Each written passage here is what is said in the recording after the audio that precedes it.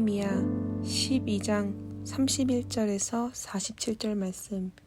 이에 내가 유다의 방백들을 성벽 위에 오르게 하고 또 감사 찬송하는 자의 큰 무리를 둘로 나누어 성벽 위로 대오를 지어 가게 하였는데, 한 무리는 오른쪽으로 분문을 향하여 가게 하니 그들의 뒤를 따르는 자는 호세야와 유다 지도자의 절반이요, 또 아사랴와 에스라와 무슬람과 유다와 베냐민과 스마야와 에레미야이며, 또 제사장들의 자손 몇 사람이 나팔을 잡았으니 요나단의 아들 스마야의 손자 마따냐의 증손 미가야의 현손 삭굴의 5대손 아삽의 6대손 스가랴와 그의 형제들인 스마야와 아사렐과 밀랄렐과 길랄레와 마에와 느다넬과 유다와 하나니라, 다 하나님의 사람 다윗의 악기를 잡았고, 학사 에스라가 앞서서 샘문으로 전진하여 성벽으로 올라가는 곳에 이르러 다윗 성의 층계로 올라가서 다윗의 궁 윗길에서 동쪽으로 향하여 수문에 이르렀고, 감사 찬송하는 다른 무리는 왼쪽으로 행진하는데, 내가 백성의 절반과 더불어 그 뒤를 따라 성벽 위로 가서 화덕 망대 윗길로 성벽 넓은 곳에 이르고, 에브라임 문 위로 옛 문과 어문과 하나넬 망대와 한메아 망대를 지나 양문에 이르러 감옥 문에 멈춤에, 이에 감사 찬송하는 두 무리가 하나님의 전에 섰고, 또 나와 민장의 절반도 함께하였고, 제사장 엘리야김과 마아세야와 미냐민과 미가야와 엘요에네와 스가랴와 하나냐는 다 나팔을 잡았고, 또 마아세야와 스마야와 엘르아살과 우시와 여호하난과 말기야와 엘람과 에셀이 함께 있으며 노래하는 자는 크게 찬송하였는데, 그 감독은 예스라히야라. 이날에 무리가 큰 제사를 드리고 심히 즐거워하였으니 이는 하나님이 크게 즐거워하셨음이라. 부녀와 어린아이도 즐거워하였으므로 예루살렘이 즐거워하는 소리가 멀리 들렸느니라. 그날에 사람을 세워 곡간을 맡기고 제사장들과 레위 사람들에게 돌릴 것 곧 율법에 정한 대로 거제물과 처음 익은 것과 11조를 모든 성읍밭에서 거두어 이 곡간에 쌓게 하였노니, 이는 유다 사람이 섬기는 제사장들과 레위 사람들로 말미암아 즐거워하기 때문이라. 그들은 하나님을 섬기는 일과 결례의 일을 힘썼으며, 노래하는 자들과 문지기들도 그러하여 모든 다윗과 그의 아들 솔로몬의 명령을 따라 행하였으니, 옛적 다윗과 아삽의 때에는 노래하는 자의 지도자가 있어서 하나님께 찬송하는 노래와 감사하는 노래를 하였음이며, 수룹바벨 때와 느헤미야 때에는 온 이스라엘이 노래하는 자들과 문지기들에게 날마다 쓸 목을 주되, 그들이 성별한 것을 레위 사람들에게 주고, 레위 사람들은 그것을 또 성별하여 아론 자손에게 주었느니라. 아멘. 함께 기도하겠습니다. 하나님, 우리의 모든 공동체가 하나님 기뻐하시는 공동체 되어가기 원합니다. 사람을 기쁘게 또 사람을 즐겁게 만드는 공동체에서 멈추는 것이 아니라, 그보다 더 본질적으로 우리 하나님을 기쁘시게, 또 하나님께서 즐겨하시는, 기뻐하시는, 영광 받으시는 공동체 될 수 있도록 인도하여 주옵소서. 이 모든 말씀 예수님 이름으로 기도하였습니다. 아멘. 할렐루야. 우리에게 믿음의 공동체를 허락하시고, 또 그 허락된 공동체를 통해 하나님의 살아계심을 누리며 살아갈 수 있도록 은혜를 허락하여 주신 우리 하나님의 이름을 높이 찬양합니다. 오늘 우리가 함께 나눌 말씀의 제목은 거룩한 공동체가 되려면, 거룩한 공동체가 되려면 이라는 말씀의 제목입니다. 이제 느헤미야 말씀이 거의 마지막 말씀이 되어가고 있습니다. 그리고 단순히 말씀만 마지막이 되어가고 있는 것이 아니라 성벽도 지어졌고 또 봉헌식까지 하게 되었습니다. 사실 느헤미야가 처음 예루살렘에 왔을 때만 해도 예루살렘은 폐허나 다름없었습니다. 아무것도 없었고 어떤 소망도 꿈꿀 수 없는 상황이었습니다. 그런데 하나님께서 느헤미야에게 예루살렘 성벽 재건에 대한 꿈을 주셨고 이제 그 꿈이 현실이 되어서 하나님 앞에 그리고 헌신하고 수고한 백성들 앞에 그 꿈이 성취되고 이루어지게 되었습니다.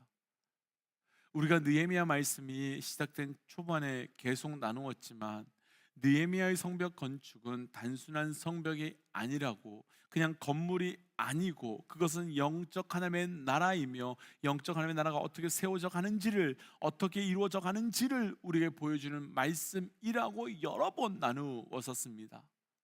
오늘 말씀을 통해서 우리의 공동체가, 곧 우리의 교회 공동체가, 우리 가정 공동체가, 그리고 우리 자신 개인의 삶의 공동체가 어떻게 세워져 가야 하는지를 함께 묵상하고 느헤미야를 통해서 세워진 예루살렘 공동체가 우리의 삶에서도, 우리의 가정에, 우리 교회에, 우리 개인 삶에서도 그대로 나타나시는 은혜가 있기를 주의 이름으로 축복하며 도전합니다.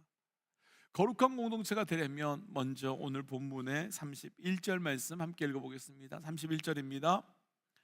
이에 내가 유다의 방백들을 성벽 위에 오르게 하고 또 감사 찬송하는 자의 큰 무리를 둘로 나누어 성벽 위로 대오를 지어가게 하였는데 한 무리는 오른쪽으로 분문을 향하여 가게 하니. 아멘. 사실 오늘 본문인 느헤미야 31장 이하의 말씀에서는 거룩이라는 단어가 하나도 나오지 않지만 오늘 말씀 제목을 거룩한 공동체가 되려면 이라고 말씀의 제목을 정한 이유가 있습니다. 오늘 본문이 앞에서 나온 말씀과 연결되어서 앞에서 나온 어떤 말씀 때문에 그 말씀에 대한 반응과 그 말씀에 대한 결과로 무엇인가를 하고 있는 것이 오늘 말씀이기 때문인데, 어제 말씀인 바로 앞에 말씀인 30절 말씀을 보시면 제사장들과 레위 사람들이 몸을 정결하게 하고 또 뿐만 아니라 백성과 성문과 성벽까지도 정결하게 하라라고 명령했고, 오늘 말씀은 어떻게 정결하게 하는지, 어떻게 거룩하게 하는지에 대한 말씀이 나오기 때문에 오늘 말씀의 제목을 앞에서 거룩하게 하라, 정결하게 하라고 하셨던 그 말씀대로 이루어지고 있기 때문에 거룩한 공동체가 되려면 이라고 정한 것입니다.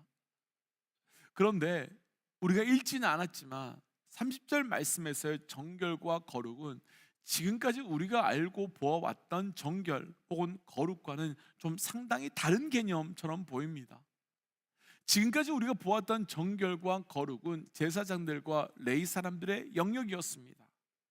그런데 성벽이 다 지어지고 봉헌하는 이때 느헤미야는 모든 제사장들과 레위 사람들뿐만 아니라 모든 백성뿐만 아니라 심지어 건물이라고 할 수 있는 성문과 성벽까지도 거룩하게 하라라고 말하고 있기 때문이지요.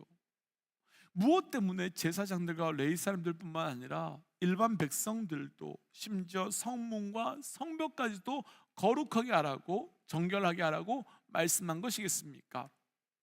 그 이유는 분명합니다.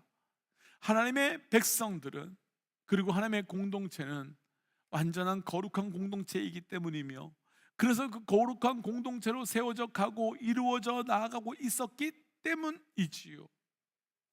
먼저 축복하고 도전하기는 우리가 속한 모든 공동체가, 곧 교회 공동체가, 가정 공동체가, 우리 개인의 삶의 공동체가 완전히 거룩한 정결의 공동체로 세워져 나아가는 은혜가 있으시기를 주의 이름으로 축복하며 도전합니다.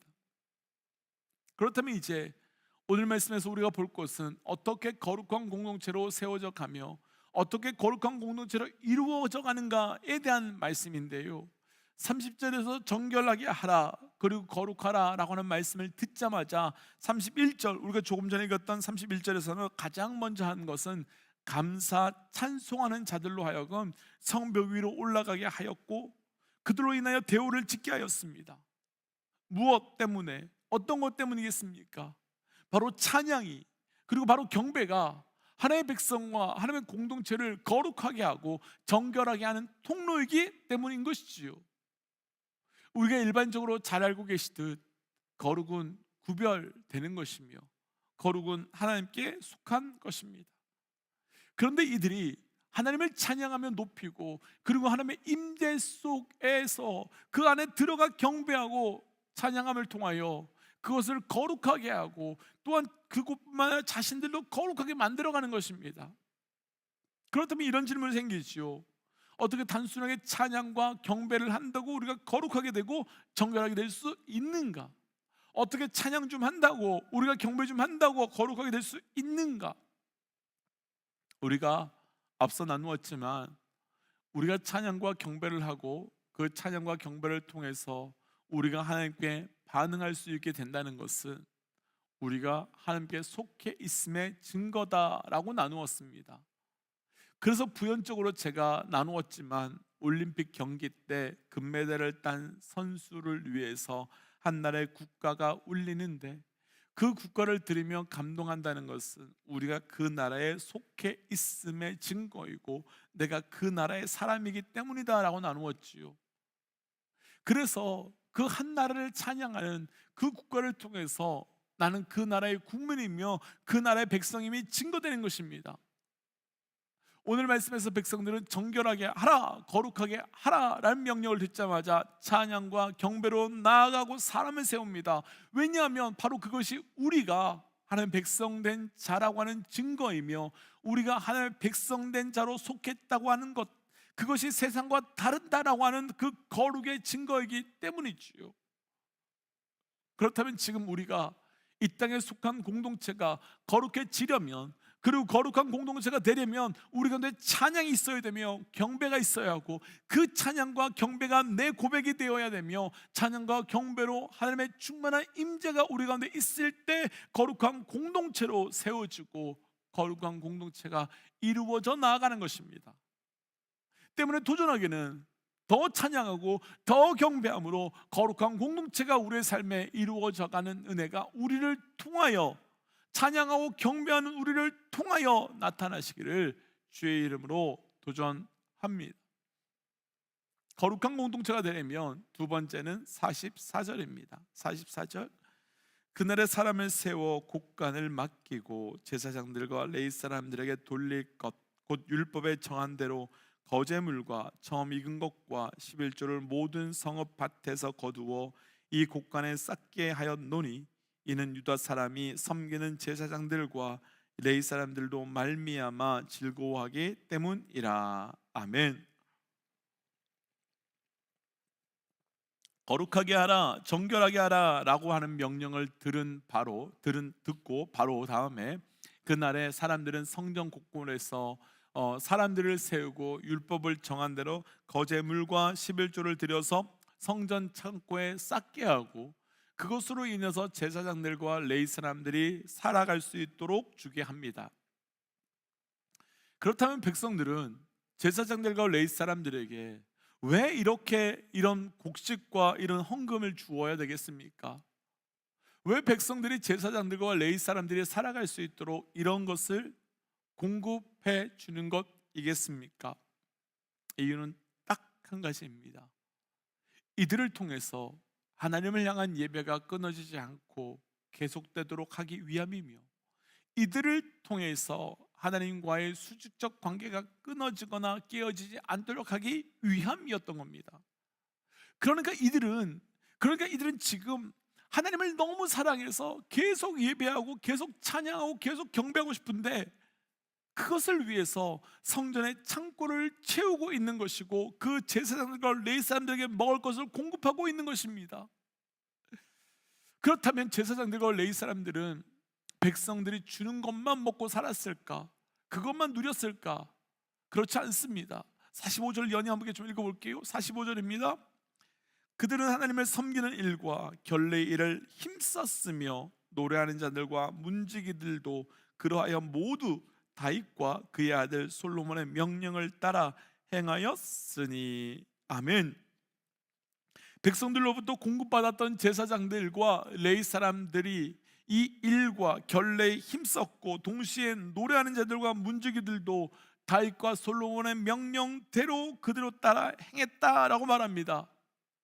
그러니까 백성들은 자신들이 가진 것으로 하나님을 섬겼다고 한다면, 제사장과 레위 사람들은 자신들의 역할을 통해서 할 수 있는 대로 하나님을 사랑하는 마음으로 성전과 예배를 섬겼다라고 말하고 있는 것입니다. 이 부분을 정리해 본다면 백성들은 하나님을 사랑하는 마음에 성전 예배가 그치지 않도록 하기 위하여 예물을 드려서 애써서 드렸고, 성전에서 섬기는 레위인들과 제사장들은, 또 문지기들과 노래하는 자들은 그들이 사랑했던 그 왕인 다윗이 지었던 성전과 솔로몬이 명한대로 하나님과의 관계가 끊어지지 않도록 하기 위하여 그들의 최선을 다해서 전부를 들여서 예배하고 있는 것이지요. 그렇다면 레위인들과 제사장들이 이렇게 한 이유는 무엇 때문이겠습니까? 백성들에게 돈을 받았거나 혹은 성전의 창고가 차서 든든했기 때문이겠습니까? 아닐 것입니다.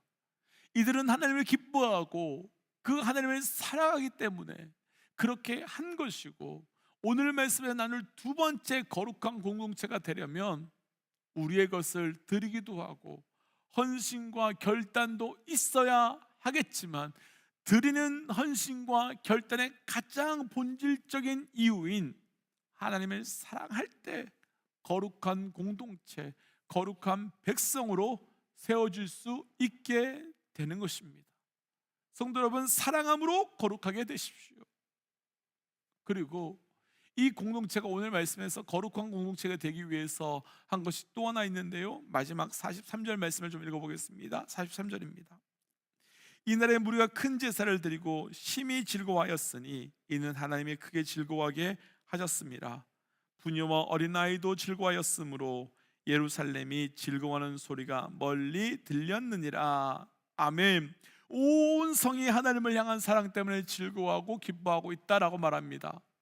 그러나 이들들의 즐거움과 기쁨은 수직적 기쁨, 수직적 경배에서만 그치지 않고 부녀와 어린아이까지도 성 전체가 기뻐하고 즐거워하고 있다고 말하지요. 다들 아시겠지만 당시 부녀와 어린아이라고 하는 존재는 제대로 인간적인 가치, 대접을 받지 못하던 존재들이었습니다. 그런데 지금 예루살렘 공동체는 정결하라, 거룩하라 라고 하신 그 말씀 앞에 반응할 때 부녀와 어린아이까지 모든 백성이 단 한 사람 예외 없이 함께 기뻐하고 함께 즐거워하고 있습니다. 어떻게 이렇게 된 것이겠습니까?